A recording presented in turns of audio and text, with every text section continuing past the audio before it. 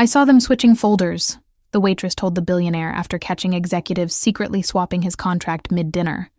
"Tell us your city below, then enjoy the story and subscribe for more. Trust me, the ending will leave you speechless." The night at Chez Laurent was too perfect to be true. Sarah Chen had learned this in her 4 years working at Manhattan's most exclusive restaurant. Perfection was always an illusion. Beneath the gleaming crystals and sophisticated conversation, there was always something happening in the dark corners of powerful men's minds. She balanced the wine tray with the grace her mother had taught her, the same grace her grandmother had brought from China 60 years ago. Sarah carried the legacy of generations of women who had survived through careful observation and discretion. Never speak too much. Observe everything. Know when to remain invisible.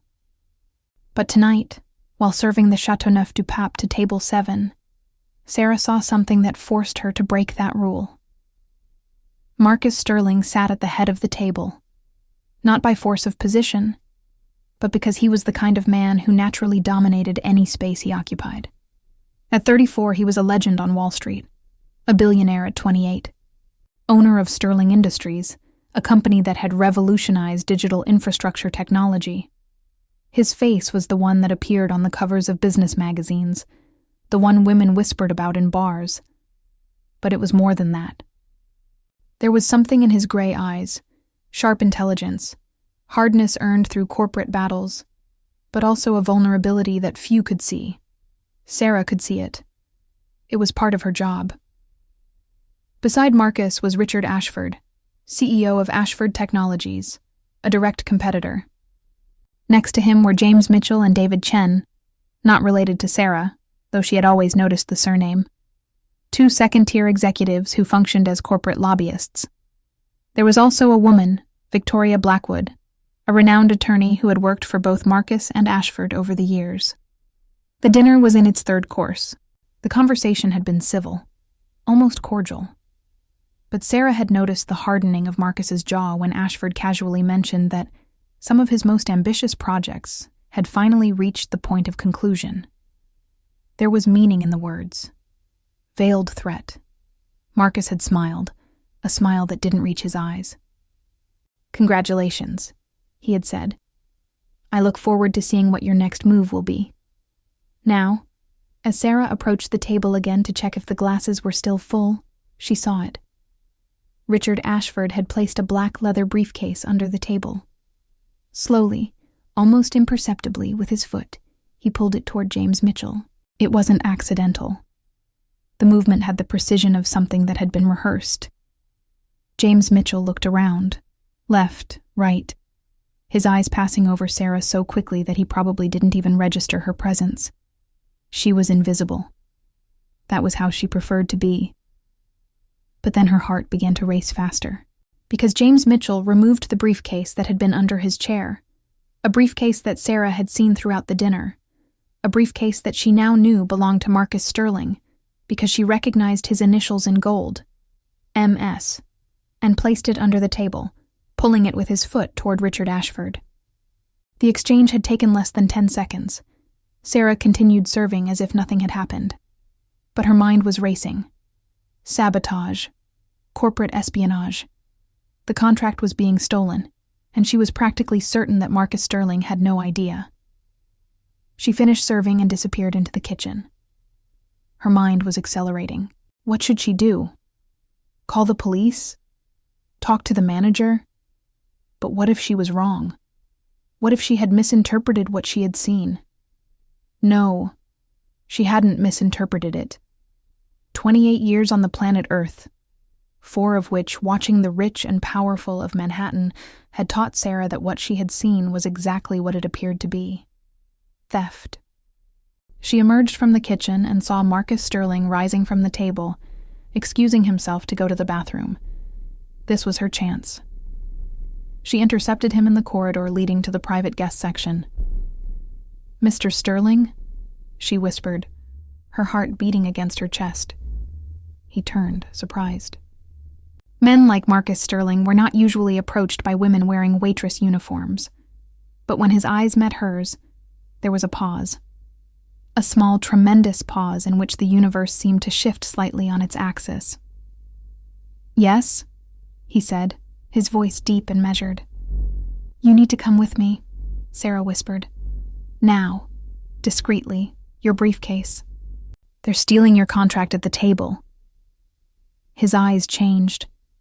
The surprise disappeared, replaced by something colder, more dangerous. The corporate mask descended. "Show me," he said simply. And that was how Sarah Chen changed her life forever. Because when she guided Marcus Sterling back to the kitchen of Chez Laurent, where she could explain exactly what she had seen, and when she saw the expression on his face, not anger, but a specific kind of admiration, she knew nothing would ever be the same again. "Why did you do this?" he asked, after she had finished explaining. His gray eyes studied her face, as if he were trying to read every thought passing through her mind. "You could have been ignored. You could have let it go." "Because it's right," Sarah answered simply. "And because you don't deserve to be betrayed." Marcus smiled then, a real smile that reached his eyes. "You're much more than a waitress, aren't you?" he asked. Sarah felt heat rise to her cheeks. "I'm just someone who pays attention," she replied. "Yes," Marcus agreed, and his voice had a different quality now, softer, more thoughtful. "You are." Everything happened very quickly after that. Marcus Sterling made a phone call from his cell phone while still at Chez Laurent. She heard fragments of the conversation.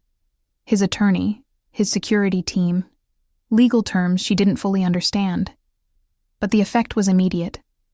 Richard Ashford was confronted at the restaurant itself, discreetly, in the manager's private room.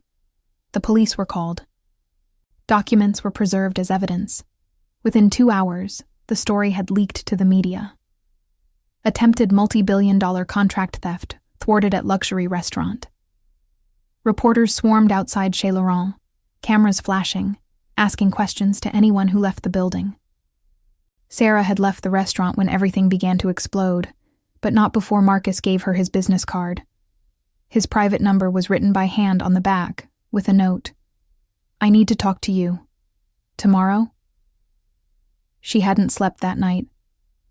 Her small studio in Washington Heights seemed smaller than ever. The worn furniture she had picked up secondhand over the years, seeming even more decrepit in the light of dawn. She checked her phone 500 times. She reread the card. Marcus Sterling, Sterling Industries. An office number that probably had more digits than most phone numbers should have. And that private number, written in handwriting that was surprisingly legible for such a powerful man.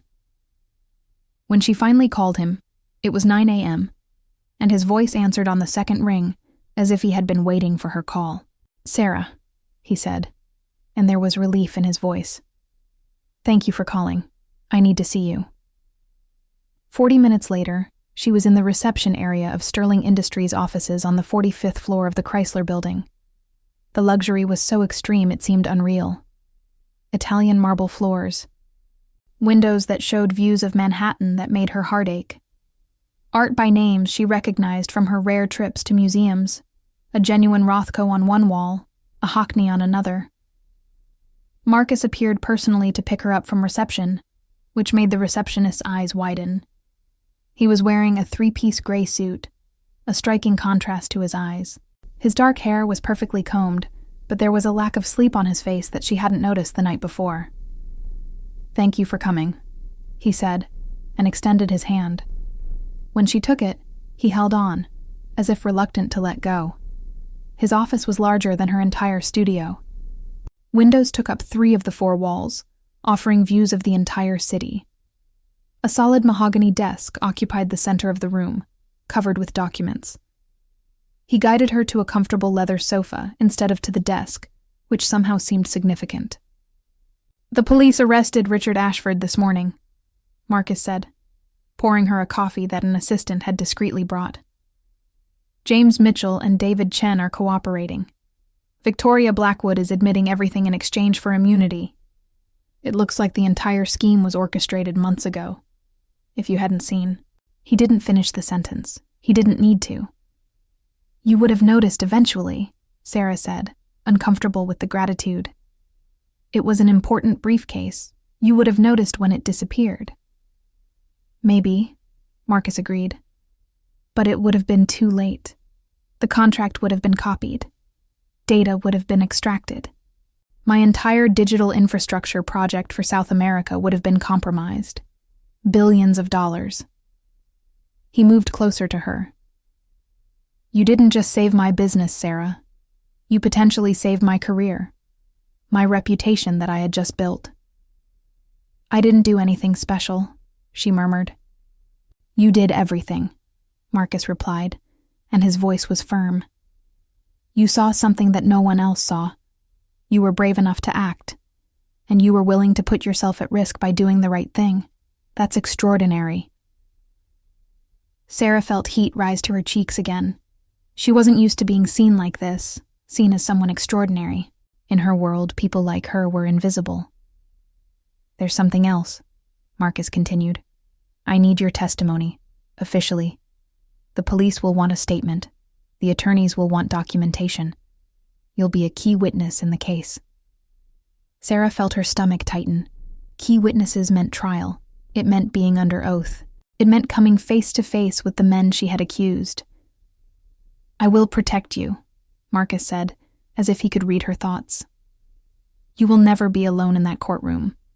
My legal team is among the best in the country. They will prepare you for every possible question. Why do you care so much? Sarah asked before she could stop herself. You have billions of dollars. You have power. Why are you so concerned about me? Marcus was silent for a long moment. His gray eyes scanned her face as if trying to find the right answer. Because you are rare, he finally said. Because in a world where everyone around me wants something, you are the first person in years who did something for me without expecting anything in return. And because... He stopped. Because? Sarah whispered. Because when you walked into my office a few minutes ago, the rest of Manhattan disappeared, he said simply. The air between them changed. It became thicker, more charged, more dangerous. Sarah stood up abruptly. I should go, she said. I have a shift at Chez Laurent in an hour. You don't work there anymore, Marcus said. What? I called the manager this morning. You're being taken off work, with full pay, while this situation unfolds. I don't want you working while you're about to testify against powerful businessmen. It's not safe, besides. He hesitated. I would like you to consider working for me, not as a waitress, as an executive assistant. You have intelligence, instinct, and integrity, qualities that are rare and valuable. I can offer you $150,000 a year to start, with full benefits and performance-based bonuses. Sarah blinked. You want to offer me a job? Yes. Because I saved your contract? No, Marcus said, and there was a note of frustration in his voice, as if he were struggling to explain something he felt deeply but couldn't quite articulate. Because you are exactly the kind of person I need around me. Someone who can see through lies. Someone who has courage.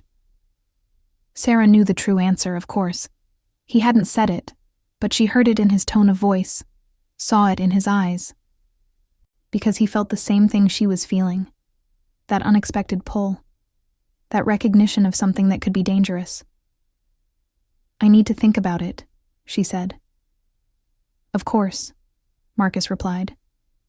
But Sarah, when you've made your decision, whatever it is, I would like to ask you something. Yes? Have dinner with me. Not as boss and potential employee, as two people who have found each other. Sarah knew she should say no.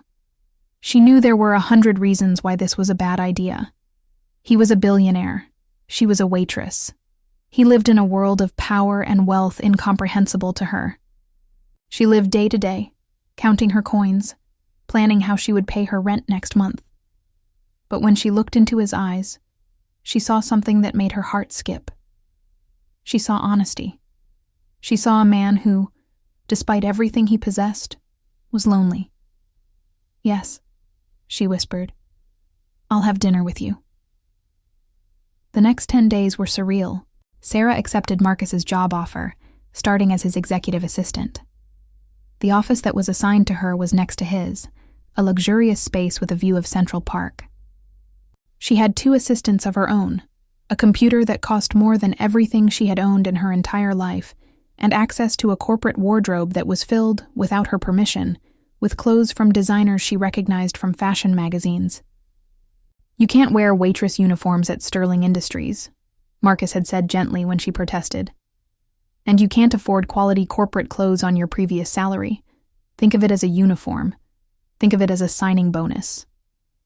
But it wasn't really about the clothes. It was about how everything changed when she wore them. No one saw her as invisible anymore.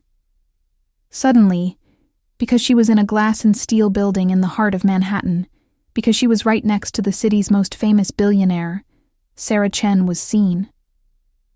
Men and women who would have ignored her at Chez Laurent now greeted her in the corridors. People knew her name. The media, naturally, discovered the story quickly. Waitress from Brooklyn saves billionaire Marcus Sterling, now works for him. The tabloids loved it. It was a Cinderella story, a modern fairy tale. Poor young woman saves the rich man. Rich man offers her a job and opportunity. No one knew the true story, of course. No one knew about the dinner he had finally managed to schedule, 3 days after her visit to his office.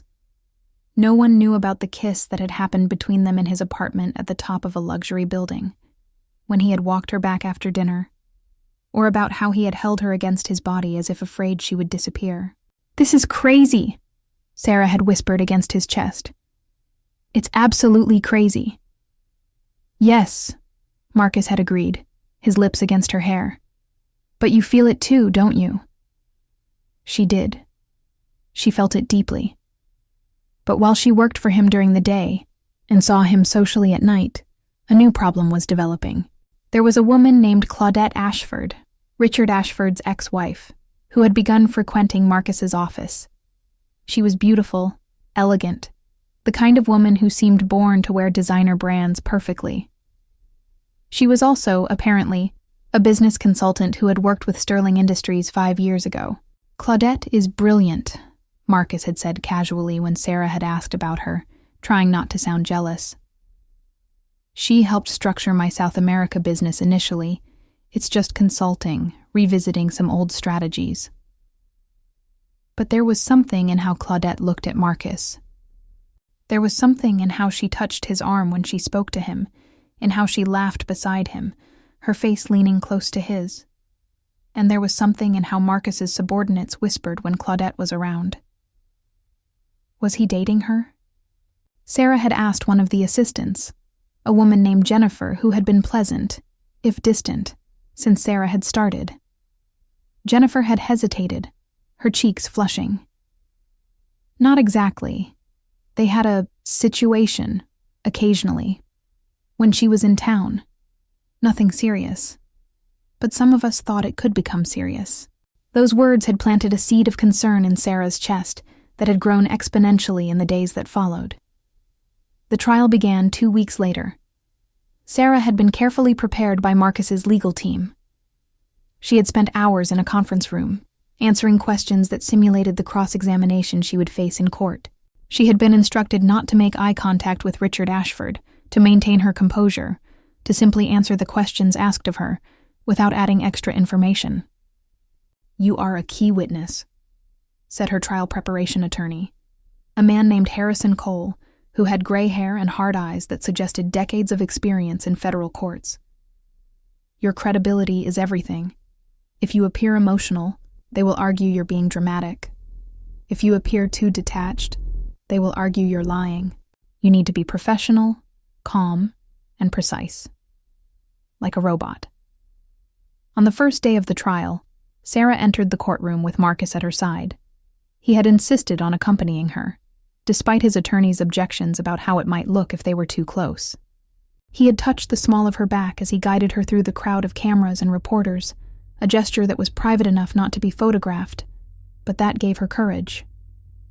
Richard Ashford was brought into the courtroom in a gray suit, that had cost more than Sarah would earn in 10 years. His gray hair was perfectly combed. His eyes passed over her without any recognition when she entered the witness stand. It was as if she had never been anything to him, as if that night at Chez Laurent had been a mere incident, not a life-changing event for both of them. "Do you swear to tell the truth, the whole truth, and nothing but the truth?" asked the judge. "I do," Sarah answered. And then she told the story. She told about how she had seen Richard Ashford place the briefcase under the table. She told how she had seen James Mitchell exchange the briefcases. She told how she had immediately informed Marcus Sterling.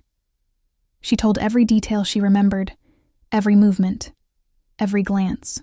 Richard Ashford's attorney, a man named Theodore Manning, who had a reputation for being brutal, had tried to discredit her.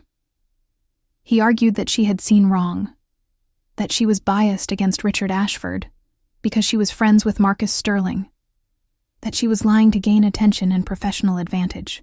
But Sarah had gone through the preparation, and she respected Harrison Cole enough to remain calm. She answered his questions directly and without emotion. She held firm under his aggressive cross-examination. And when he had finally finished, seeming frustrated because he hadn't managed to shake her story, there was a whisper of approval from the jury. Marcus accompanied her back to the office after each day of trial. He took her to dinner. He held her and made her feel safe when she was frightened. And at night, when she was in his apartment, resting against his body while they watched movies she never would have been able to watch before, he whispered promises in her hair about how he would protect her, about how nothing could hurt her while he was there. But cracks were forming. Claudette Ashford had begun appearing at Marcus's apartment. Sarah had arrived one night to find her on his sofa, drinking white wine, talking intimately about old times. Marcus had said it was a coincidence, that she had stopped by chance. But Sarah had seen the way Claudette had looked at her when she had entered, with a smile that didn't reach her eyes, with recognition of rivalry. "She wants you back," Sarah had said after Claudette had left, unable to stop herself. "Absolutely not," Marcus had responded, but there was something in his tone that was uncertain. "Claudette is a business colleague, nothing more. She touches you constantly." "No, she doesn't." "Marcus," Sarah had said, in a voice so calm that it had frightened even him. "I work for you. I observe people. It's my job to notice. And I've noticed that she touches you, that she laughs too much at your jokes, that she finds excuses to be near you." "You're wrong," Marcus had said, but he had stood up and walked to the window, looking out at the glowing city below. "Claudette is just someone from my past. There's nothing between us." But there was. Sarah could feel it in the space between them, in that moment. There was history between Marcus and Claudette. History that Sarah didn't share. History that was deeper because it was older. And there was something else, too. There was concern. There was something Marcus wasn't telling her. There was something he was hiding. The trial ended with a sentence of 15 years for Richard Ashford and 12 years for James Mitchell. David Chen received immunity for his continued cooperation. Victoria Blackwood, the attorney, was disbarred and faced separate criminal charges. Justice was served, everyone said. Sarah had done the right thing. But Sarah didn't feel good. There was a discordance under her skin, a sense that something much larger than her was happening behind the scenes, something that Marcus was deliberately keeping from her. It started with a phone call. Sarah had stepped out of Marcus's office to use the bathroom. Not the bathroom in her office, but the main bathroom that was near his. And when she had passed his door, which was slightly ajar, she had heard fragments of his conversation. "You said this wouldn't reach him," Marcus had said, his voice tense, worse than she had ever heard. "You promised the financial records would remain sealed." There was a pause while he listened to the person on the other end. "I don't care if it's technically legal. I don't want him to know. This will destroy everything. It will destroy me." Another pause. "I will handle this. Just make sure he doesn't access those files. You understand?" The call had hung up. Sarah had quickly entered the bathroom, her heart beating against her chest. Who was he? What was in the financial records that Marcus didn't want someone to see?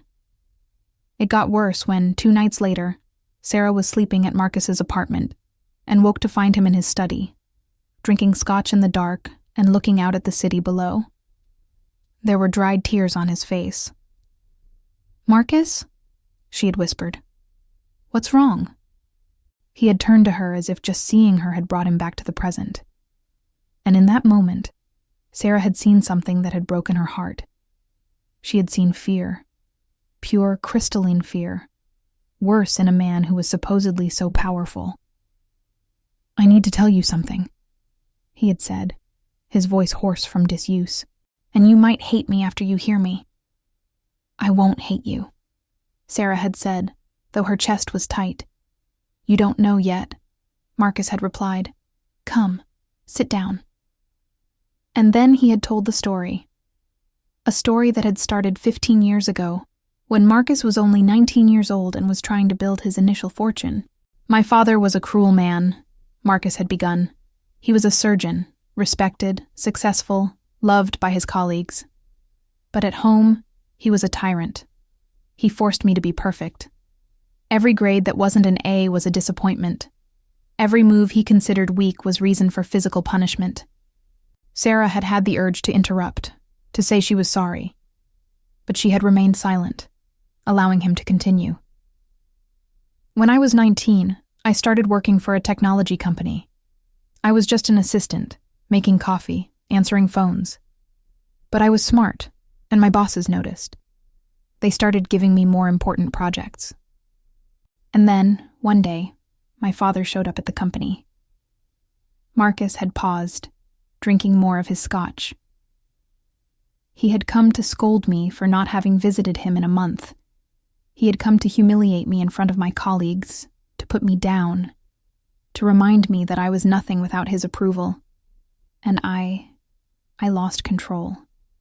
"You lost control?" Sarah had asked gently.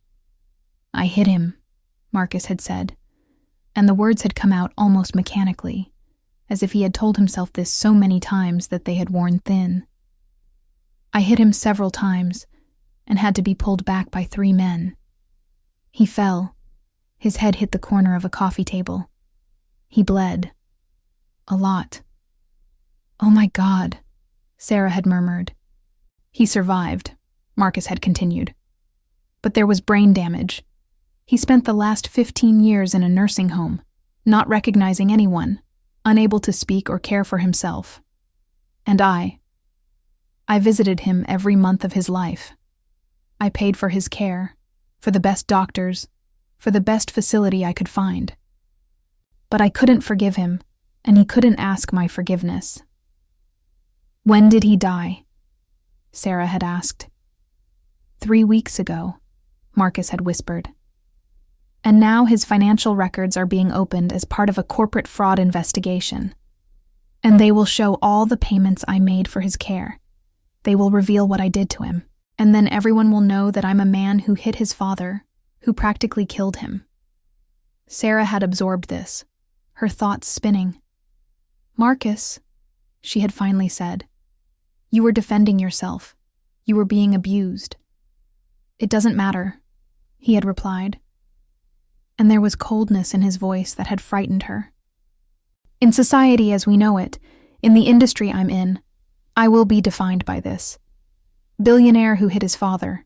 Man who caused serious brain damage as a result of a rage outburst. You think anyone on Wall Street will do business with me after that?" "Maybe not," Sarah had acknowledged. "But people who really care about you will. Will you still care about me?" Marcus had asked, and there was need in his voice that had broken her heart. "Yes," Sarah had responded, and she had meant it with every fiber of her being. "I will care about you." Then Marcus had pulled her into his arms and had held her while he cried. Real, complete, tears that had taken 15 years to shed. And Sarah had held him back, her heart breaking for the boy he had been, for the man he had become, for the secrets he had carried alone. The story broke 3 days later. Not as Sarah had expected. Not as a slow revelation built from financial records. Instead, it came as a full blow, an exposé that claimed a full page of the New York Times. Billionaire Marcus Sterling accused of serious assault against father. New documents reveal years of cover-up. The tabloids were worse. Prince of Darkness. How billionaire Marcus Sterling nearly killed his father and bought silence with billions. Within hours, the reaction was devastating. Investors began selling Sterling Industries stock. Business partners canceled contracts. Even his own board of directors released a statement saying it had serious concerns about his leadership and moral fitness. And there were photos. Photos of Marcus when younger, with his father before his accident. Photos of Marcus leaving his nursing home. Photos of the nursing home itself. A photo that someone had manipulated to make it look luxurious and sinister at the same time. Sarah was in the office when the stories exploded. She had been in a team meeting when an assistant had whispered something to Jennifer, who had become noticeably pale. The meeting itself had continued for only a few minutes before Marcus had walked into the room, his face made of stone. "Everyone out," he had said to his executives. "All of you. I want to be alone for an hour." Once everyone had left, he had turned to Sarah. "Have you seen?" "Yes," she had replied. "Marcus, it's a lie. People will understand. You can explain." "There's nothing to explain," he had interrupted, and his voice had been devastatingly soft. "I did what I did. He suffered. Everything that's written is technically true. Just selected to look the worst possible."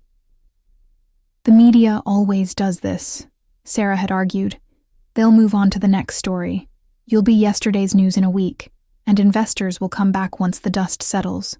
You'll survive this." "I don't want to just survive," Marcus had said, and there had been pain in his eyes that was breaking her heart. "I want more than that. And now you're connected to me. You're connected to this. You were at a nursing home for this man, and now you're part of the story." "I don't care," Sarah had begun. "You should," Marcus had interrupted. "You should care very much. Because when this passes, and I know it won't pass, the media will start looking for headlines, and they will find her. They will find you. Waitress who saved the billionaire. Waitress who is now milking his nursing home. Waitress who manipulated him into giving her $1 million in father care. No one would believe that." "They would believe it," Marcus had said, and had finally turned to face her. "They're already building the narrative. You've seen the tabloids? They're already questioning how you knew to be in exactly the right place at exactly the right time at Chez Laurent. They're already asking if it was coincidence, or if it was planned. They're already trying to make you seem like part of some larger scheme." Sarah had felt her stomach drop. "We need to end this," Marcus had said, and the words had been so soft and so final that they had destroyed more than a shout would have. "Completely, you will resign. You will leave New York, and we will never speak again." "No," Sarah had replied, her voice hoarse with shock. "Marcus, you can't be serious." "I've never been more serious in my life," he had replied. "I will pay you." $5 million as a termination bonus. You can go anywhere you want. You can do anything you want, but you can't be at my side. You can't be connected to this." "This is cowardice," Sarah had whispered. "Yes," Marcus had agreed. "Yes, it is. I am a coward. I always have been. That's why it took me 15 years to be honest about what I did to my father. That's why I'm sitting here doing this to you. Because I'm not strong enough to have you at my side and watch you be dragged through the mud of my life." Sarah had stood there, unable to process the words she had heard. She had given up everything to be with this man. She had believed in a future where they could be together despite everything. "Goodbye, Sarah," Marcus had said, and turned back to his desk. "My attorneys will contact you with settlement details." Sarah had left the office in a blur. She didn't remember picking up her things. She didn't remember saying goodbye to her colleagues. She had just walked out of the Chrysler Building and into the Manhattan street, where the crowd had pushed her from all sides, indifferent to her broken heart. 3 days passed before Sarah could leave New York. 3 days of relentless media stories, of paparazzi following her, of tabloids speculating about the exact nature of her relationship with Marcus Sterling. It was, naturally, terrible. There had been headlines like, "Mystery of the Waitress," "What Did She Know?" and "Billionaire Pays Waitress." Millions. Silence agreement? Her apartment in Washington Heights was besieged by reporters. Her mother, who had seen on television that her daughter was involved in a massive corporate scandal, had called in a panic that had taken an hour to calm. Her friends from the restaurant had left confused messages, wanting to know if it was true, if she was okay, if she was really a corporate consultant now, as some of the stories had suggested. Sarah had deposited the $5 million in bank transfers. Marcus's attorneys had been professional, cold, completely unemotional. There had been documents to sign, non-disclosure agreements to accept, instructions on where to deposit the money to avoid excessive taxation. Nothing had come from him personally. Not a note. Not an explanation. Just money and silence. Sarah had bought an airplane ticket to Boston under her maiden name, Chen, to try to avoid the media. She had rented an apartment in a quiet neighborhood called Cambridge, near Harvard Square. She had told herself it would be a fresh start, that she would forget Marcus Sterling, that the pain would pass. She had lied to herself. In the first months, the story had maintained traction. There had been more revelations about Marcus's past, about teachers at school whom his grandfather had paid to remain silent about injuries, about incidents during university where Marcus had, allegedly, been aggressive. There had even been medical histories about whether there was genetic predisposition to violence, as if Marcus's body was determined to be destructive. But then, as Marcus had predicted, the media had moved on.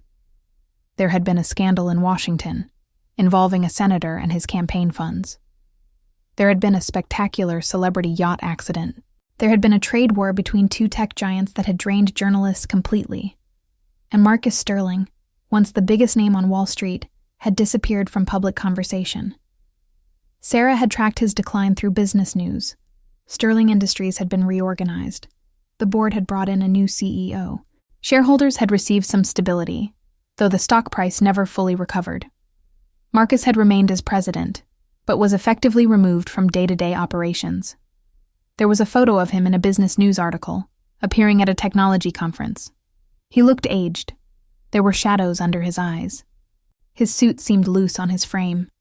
Sarah had cried when she saw that photo, alone in her new apartment in Cambridge, surrounded by rented furniture and unpacked boxes. It had been 5 months since she had left New York. 5 months since he had discarded her as if she were a liability he could no longer tolerate, and he looked as miserable as she felt. More photos came in the months that followed. Marcus at charity events, his face a mask of professional courtesy. Marcus at a technology awards ceremony, his eyes looking dead while other executives celebrated and socialized around him. There was a video of a radio interview where he had talked about innovation, but his voice had been emotionless, the words coming out as if recited. Sarah had begun to work as a business consultant, leveraging her experience at Sterling Industries and her new knowledge of corporate systems. It was well paid. It was satisfying. It was completely empty. She had tried dating. There were men in Boston who were interested in a beautiful woman who was educated and intelligent, and who somehow had millions of dollars in a bank account. But when they had touched her arms, she had felt nothing. When they had kissed her lips, she had thought of Marcus. A year passed. Then 2 years. Sarah had bought a real apartment in Cambridge, a small brownstone house that she had renovated with style and care. She had made friends. She had even begun to consider going back to university to get a degree, something she had always wanted but never been able to afford. But there was a void in her chest that nothing filled. There was a sadness that lived under her skin, a regret that couldn't be removed. And then, on a common Tuesday in September, exactly 2 years and 4 months after she had left New York, there was a knock on her door. Sarah opened it to find Marcus Sterling on her doorstep. He had been caught in the rain, and he was soaked, his designer suit hanging on his body as if he no longer cared about his appearance. His face was everything she remembered, but aged, shadowed by 2 years of pain. "Hello," he had said softly. "May I come in?" And Sarah did exactly what her heart had wanted to do for every second of the last 2 years. She opened the door wider and let him in. They hadn't spoken immediately. Marcus had entered her apartment, leaving a trail of water on the wooden entryway that she had carefully restored. He had looked around the living room, at the vintage sofa she had found in an antique shop, at the plants she had begun to grow on her windowsills, at the small but meaningful life she had built. "It's beautiful," he had finally said. "Thank you," Sarah had replied, and her heart had been beating so fast she was surprised he couldn't hear it. "You look well," Marcus had continued. "Happy? You have different hair." She did. She had let it grow to her shoulders, had added some highlights. It was a small change, but it had represented a restart, an intention to reinvent herself beyond the shadow of their relationship. "You don't look well," Sarah had replied, because she couldn't help herself. "You look miserable." Marcus had smiled, a small and sad smile. "Because I am. Deeply, completely miserable." He had moved to her sofa and sat down as if his legs could no longer hold him. Sarah had remained standing, unsure whether to sit beside him or maintain distance. "May I explain why I did what I did?" Marcus had asked. "Why I left you. I've rehearsed this so much in my head that I can almost do it without falling completely apart." Sarah had sat beside him, leaving some space between them, not because she wanted distance, but because it was all she could do not to pull him into her arms. "Speak," she had said softly. "When those stories came out," Marcus had begun, "all I could think about was you. Not my business, not my reputation, not my career. I thought about you. I thought about how you would be affected by the tabloids destroying you. And I couldn't bear it. The idea that you could be hurt by loving me was more than I could take. So you left me," Sarah had said. And there was accusation in her voice, because it was the truth, and they both knew it. "Yes," Marcus had agreed. "I left you. Because I thought it was the right thing to do. I thought that if we separated, the media would lose interest. I thought that if you were away from me, you would be safe." "You were wrong," Sarah had replied. "I know," Marcus had said, and there were tears in his eyes again. "I am so incredibly, profoundly wrong. Because what really happened was that the media created even worse narratives. They speculated about why you were so important to me that I had paid you to leave. They questioned whether you had been part of some scheme from the beginning. And when you disappeared, they decided you were guilty of something. But eventually they got tired of it," Sarah had said gently. "Yes, eventually they got tired of it," Marcus had agreed. "And then you know what the worst part was? The worst part was that I had achieved what I had wanted to achieve. You were safe. You were away from me. And I was absolutely miserable. Because you were the only thing that had made me happy in years, and I had thrown you away to protect you from me." Sarah had absorbed this, trying to process. "How did you find me?" she had asked. "My private investigators," Marcus had replied without any guilt. "I hadn't wanted to hire them. But 6 months after you left, I couldn't deal with it anymore. I needed to know you were safe. So I hired them to find you, to ensure that no one was hurting you. And then, once I knew you were okay, once I knew you had been safe, I could never stop tracking you." "That's scary," Sarah had whispered. "I know," Marcus had agreed. "I am a frightening man. I am controlling and possessive, and I am clearly damaged. But I am also desperately in love with you, and I can't handle not having you in my life." Sarah had remained silent, There were so many things she should have been saying in this moment. She should have been angry. She should have been insulting him for tracking her. She should have been refusing him, protecting her heart that she had worked so hard to rebuild. Instead, she had said, "Why now? Why did you come to me now after 2 years?" Marcus had breathed deeply. "Because my doctor told me that my current habits will kill me in 5 years. Because I realized I was waiting for a slow death when I could have a life. And because watching you over the last 2 years, yes, through investigators, I know everything about you, including that you were considering university, which is wonderful. Please do it. I saw how you had moved on. You had built a life without me." He had paused. "And I realized that I didn't want a life without you. That all the wealth, all the power, all the success I had built was meaningless if you weren't at my side. And that it was selfish of me to keep you safe through pain when you had chosen to be with me even knowing all the risks." Sarah had felt the tears running down her cheeks then, because those were the words she had wanted to hear 2 years ago. Those were the words that could begin to heal the enormous hole that had lived in her chest. "I'm not the same person you left," she had said. "I know," Marcus had replied. "You are better. You are stronger. And I am a different man too. Because the last 2 years taught me that nothing matters without you." Then Marcus had moved and had pulled her into his arms, and Sarah had finally allowed herself to fall back into an embrace that she had missed more than she had been able to admit. The months that followed were about rebuilding, not just the relationship between Marcus and Sarah, but their own identities and the world they had built around themselves. Marcus had taken a leave of absence from Sterling Industries, delegating all daily responsibilities to his new CEO. He had had difficult conversations with his board of directors about his mental health and his need for time to process his traumatic past. To no one's surprise, he had decided to enter therapy, a commitment he had made to Sarah, to work through the patterns of control and fear he had learned from his father.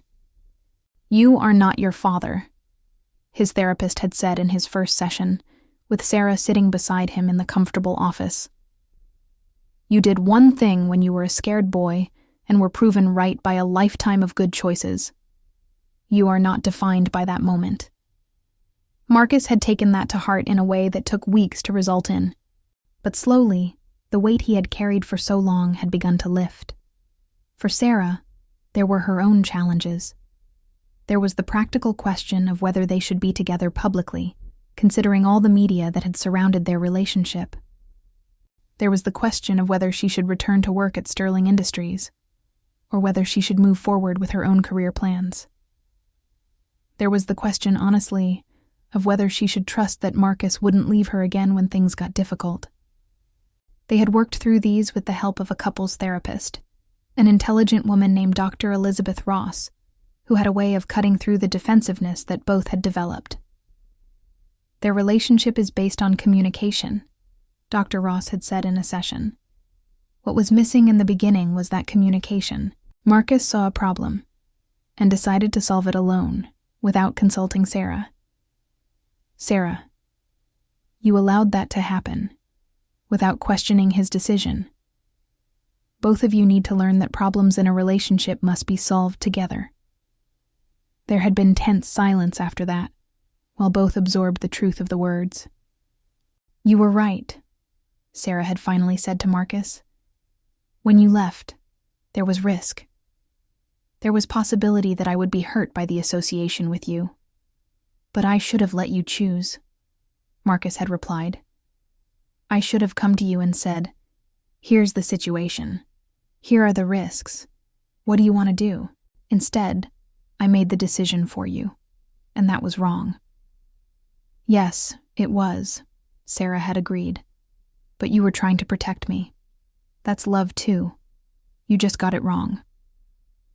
And when Marcus had pulled her into his arms that night, there had been a deeper understanding between them. There had been the promise of both to do better, to be better. During this time, the media had largely moved away. There were still occasional reports about Marcus when there were developments at Sterling Industries. new products, new partnerships. But the scandal had disappeared from the main headlines. People had moved on to new drama, new celebrities to judge, new stories to devour. When Sarah returned to New York with Marcus, 6 months after their unexpected meeting at her apartment in Cambridge, they were met mostly with curiosity. A photographer had taken pictures of both leaving a restaurant, but it had been a friendly photo, the kind that had run in the lifestyle sections of newspapers, not in the scandal sections. Billionaire Sterling reappears with mystery woman. Look at that diamond ring. Had read one, and Sarah had looked down, surprised. You haven't proposed to me yet, she had said to Marcus, amused. Would you like to be proposed to? Marcus had replied, and there was lightness in his voice that she hadn't heard in years. Maybe, she had replied, but you should really do it for yourself, not for the media. And then, 2 weeks later, Marcus had taken her to the top of the Empire State Building. Cheesy, she had thought, but also perfect, because they both lived and died by drama, and had gotten on one knee with a diamond ring that was certainly in the 7-figure range and had whispered, "Will you give me a second chance? Marry me, and spend the rest of your life letting me know when I'm being an idiot?" And Sarah had said yes, because she had learned that love was not perfection. It was work. It was communication. It was staying, even when it was hard. It was Marcus. But their happiness was tested again, in a way that no one had predicted. 4 months before the wedding, Claudette Ashford reappeared. She had arrived at Sterling Industries offices where Sarah had begun working again, this time in an executive position that Marcus had created specifically for her. Vice President of Business Innovation had been the title, which was vaguely defined but extraordinarily well paid. Sarah had accepted, because Marcus had begged her, and because she had realized that she really enjoyed thinking through business problems, trying to find solutions that could benefit not just shareholders, but employees as well. Claudette is here for a meeting about a potential acquisition of one of your old companies. Jennifer, whose loyalty had definitely changed with Sarah's rise in status, had said with a nervous smile. Sarah had felt her heart sink, but had kept her professional face. Claudette had been absent during all the time that Sarah had been at Sterling Industries. After Richard Ashford's fall, she had disappeared, divorced from her infamous husband, without any of the associations that could have damaged her on Wall Street.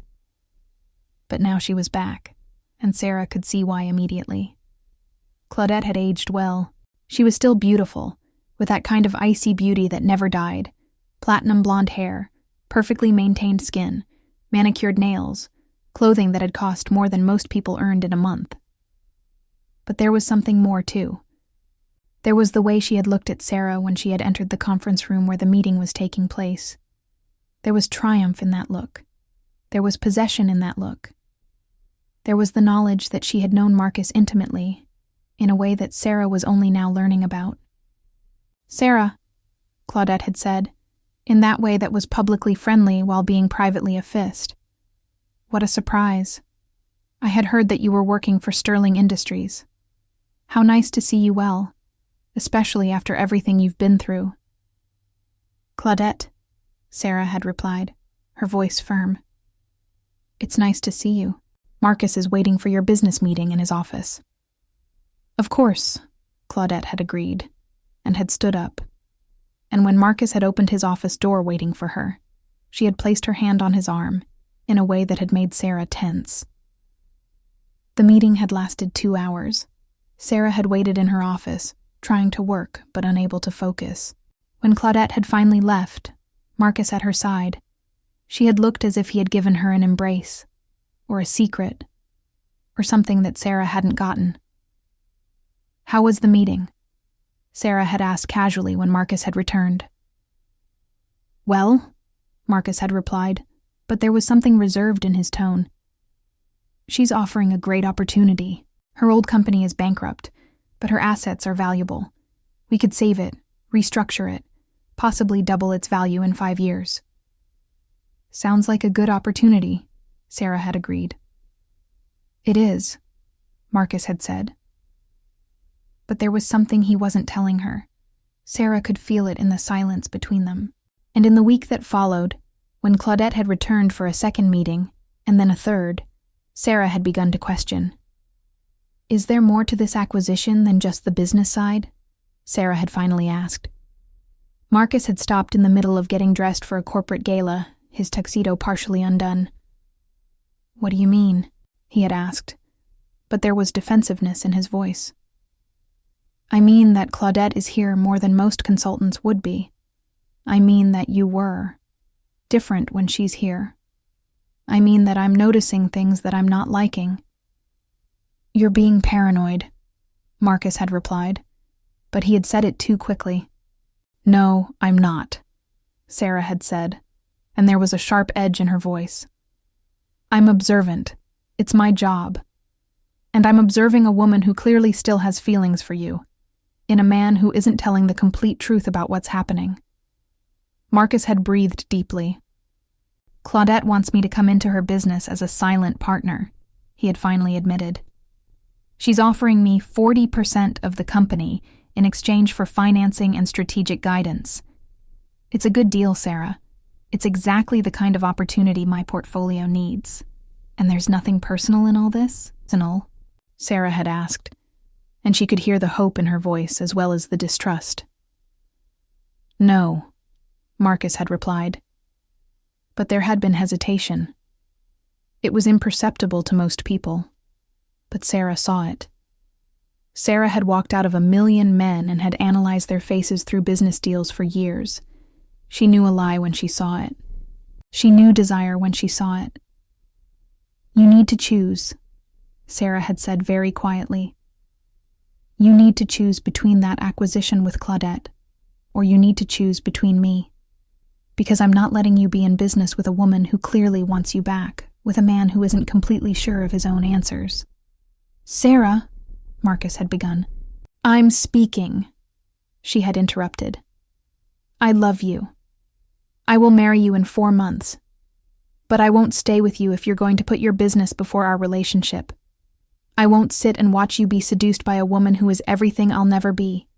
Rich, sophisticated, of your social class." "You're not right," Marcus had said, and there had been truth in that. "You're in my social class now. You're an executive of a billion-dollar company. You're wearing a diamond ring worth $8 million. "Money is not social class," Sarah had replied. "Education is, connections are, and Claudette has all of that and you never had. Claudette understands you in a way that I can't." "You understand me in a way that Claudette never could," Marcus had replied with force. "You know me inside and out. You saved me. You loved me when I was lost." "Then prove it," Sarah had said. "Prove it by refusing that acquisition. Prove it by telling Claudette that you're not interested in anything beyond a strictly professional business relationship." Marcus had remained silent. "You can't do that," Sarah had whispered. "It would be a good business deal to lose," Marcus had finally said. And those 7 words had told Sarah everything. He had stood up, had taken off her diamond ring, and had placed it on the air of his desk. "So it was good while it lasted," she had said, and had left the apartment. Sarah had remained in her Cambridge apartment again, and she had refused every phone call from Marcus. There had been hundreds of them. There had been text messages. There had been flowers. There had even been a man from her favorite pizza delivery company whom Marcus had paid to deliver a pizza with a message written in tomato sauce. "I made a mistake. Please let me fix it." She had laughed, despite her broken heart, because it was pathetic, and it was so Marcus that it was painful. But she had not responded. Because Sarah had learned something about herself during those 2 years away from him. She had learned that she was strong, that she had value, that she didn't need a billionaire to be complete, and that love, true love, meant being willing to put the other person before money, before power, before everything. Marcus had not put her before, and that had been the answer. 2 weeks passed. The wedding ceremony had been canceled. Sarah had been to the shops and had removed her name from the registry list. She had called the magazines that had been supposed to cover the billionaire's wedding and had informed them that there would be no wedding to cover. And then she had told herself that she would be fine, that she would move on, that she would build a life that didn't depend on a broken man who was still learning how to love. But the truth was that she was miserable. The truth was that she couldn't sleep. The truth was that when she closed her eyes, he was there, his face on top of the Empire State Building when he had proposed, his laugh when something had made her happy, his eyes when they had made love, when he had whispered her name as if it were a prayer. Then Marcus appeared at her door again, this time without rainwater, but with 2 bunches of her favorite flower, white lilies, a look of absolute desperation, and a document that he had placed in her hands. "Read this," he had said simply. It was a business agreement, formally terminating the acquisition with Claudette Ashford.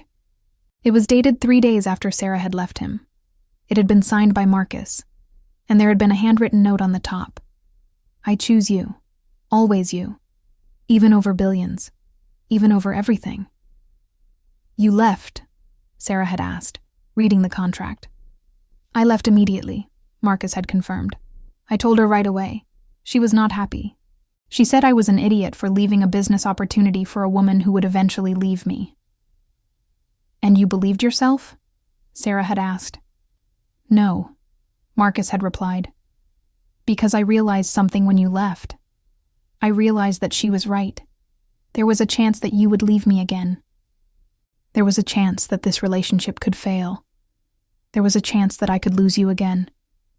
Sarah had remained silent. "But you know what the thing is?" Marcus continued.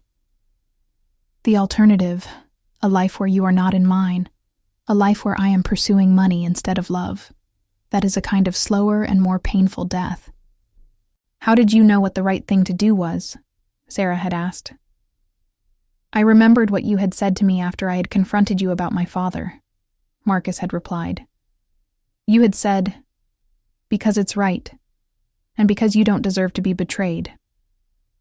You believed in me when no one else did. You saw the good in me when I couldn't see it in myself, and you chose to care about me even knowing it would be difficult." He had taken a step closer. "So I realized that I had to do the same for you. I had to choose you, completely, without hesitation, without wondering if there was a better opportunity, a better woman, an easier path, because you are the best, and the path with you, even if it is difficult, is the path I want to be on." Sarah had felt the tears running down her cheeks again. "I trusted you," she had whispered, "and you disappointed me." "I know," Marcus had said, and there had been devastation in his eyes.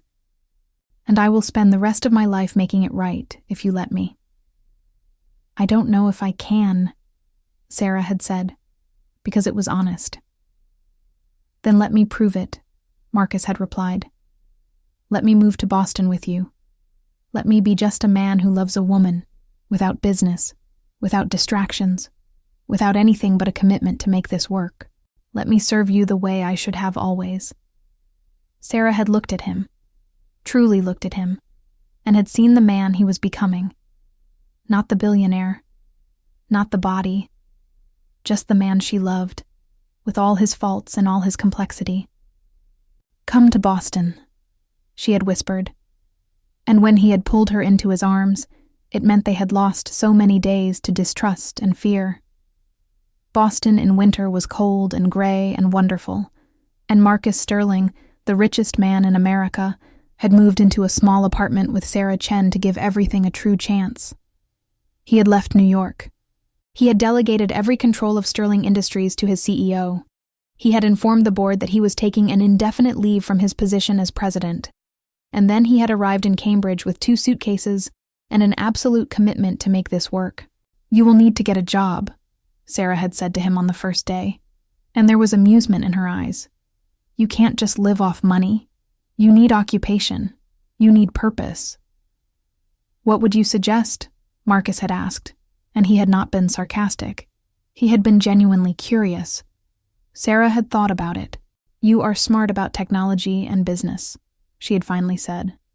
"There is a business school at Harvard where you could teach. There are local startups that need mentors. There are charities that could use your wisdom."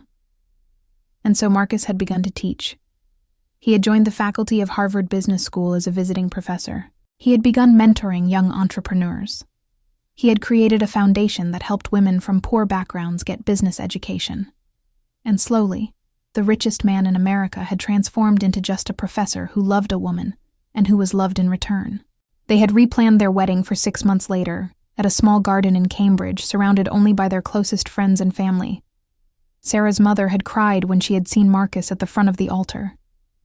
Marcus's colleagues from Harvard, some of whom had come from New York, had whispered about how he had changed, in ways that were not easy to put into words. "He looks good," one of the women had said to another, like he had finally found what he had been looking for all along. When Sarah had walked down the aisle in a simple white wedding dress, Marcus had had tears in his eyes.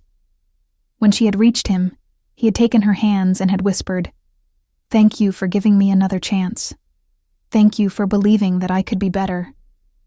Thank you for listening," Sarah had whispered back. And when they had kissed, as husband and wife for the first time, it had been simple and perfect and right. The years that followed had been about discovering a life that neither of them had imagined could be possible. Marcus had continued to teach. He had started a podcast about business innovation. He had written a book about how to build a meaningful career and had given all royalties to his foundation. Sarah had completed her degree in business administration and had started her own consulting firm, helping small businesses with their operational structures. She had also written, co-authoring a book with Marcus about how to navigate relationship challenges when there was a huge gap in wealth and power. Claudette Ashford had disappeared from their lives.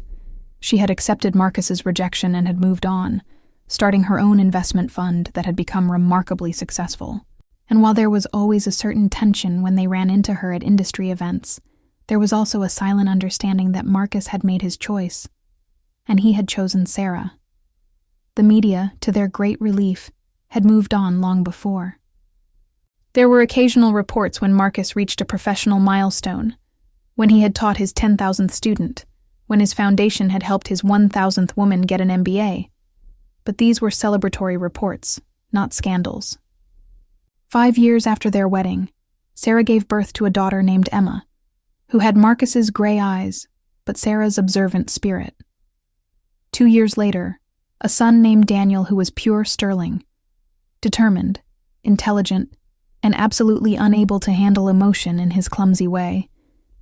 Marcus had been a present father in a way his own father never had been. He had read bedtime stories. He had attended dance recitals. He had helped with homework. And when Daniel had finally been born, he had cried, real, adequate, heartbreaking tears, because he had come to peace with his own wounds through the way he had been able to love his children so completely. "You are everything I always wanted to be," Sarah had said to him one night, while they watched their children sleep in their shared crib in the room next to them. "I am nothing without you," Marcus had replied. And he meant it, because it had taken him years to learn that strength was not about power or money or control. Strength was about allowing someone to love him completely. Strength was about change. Strength was about making the right choice again and again, even when it was difficult. 10 years after that night at Chez Laurent, Sarah and Marcus returned to the restaurant. The restaurant had changed, of course. There were new managers, new chefs, new staff. But the essence was the same. The same pleasant lighting, the same impeccable service, the same quality of food that had made it a destination in the heart of Manhattan. They had reserved the same table, if the manager had agreed to it. The same table where Richard Ashford had conspired to steal Marcus's contract. The same table from which Sarah had seen something that had changed their lives forever. "Are you scared?" Marcus had asked when they had sat down. "A little," Sarah had admitted. "There's so much history at this table." "There is," Marcus had agreed. "But there's good history too. This table is where you saved me.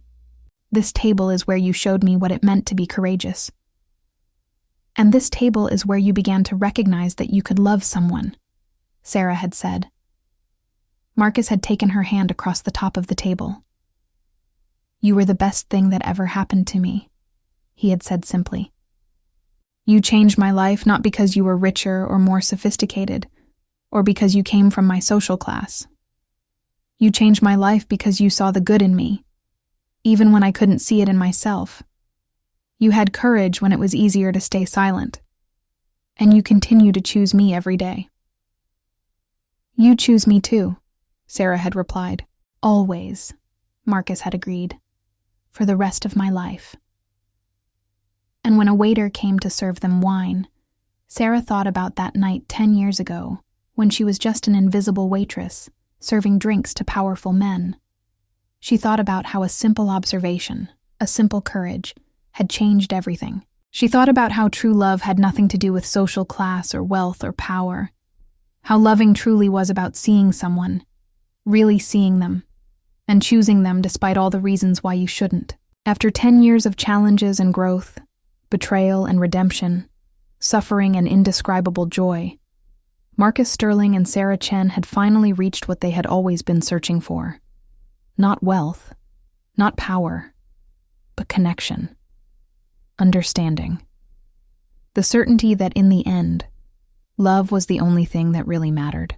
And while they celebrated their 10-year anniversary at Chez Laurent, surrounded by the memory of where it had begun, both knew with absolute certainty that they were exactly where they belonged, side by side, forever, completely, deeply, irrevocably in love.